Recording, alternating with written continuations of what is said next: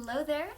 I welcome you to this third in what turned out to be a series of tips, movement tips on the calf raise. Let's jump right into it. We'll quick review the first two tips and we'll get up close and personal with the feet here in the calf raise.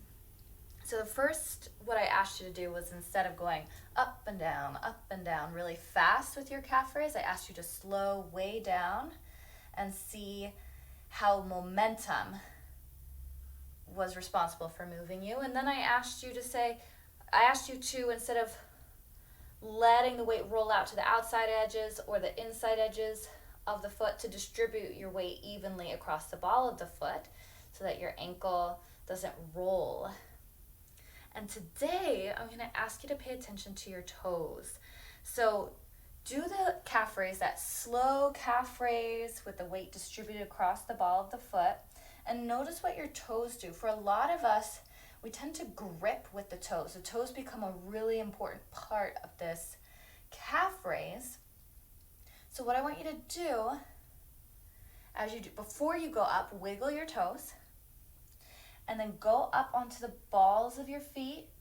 And you're not going to be able to lift your toes in the wiggle here, but I just want you to be like gently kind of wiggling, not lifting, but moving those toes so they're not death gripping the ground. So what does it feel like here to go slow, evenly distribute the weight out across the ball of the foot, and take some of the pressure and work out of the toes? So we're up again. You might notice me going really slow here because it's hard work to not grip the toes, but this becomes really important. You can keep practicing, but this is really important for your gait pattern, because when we're pushing ourselves forward, we don't want to also be simultaneously pulling the toes in, so we don't want to be gripping here.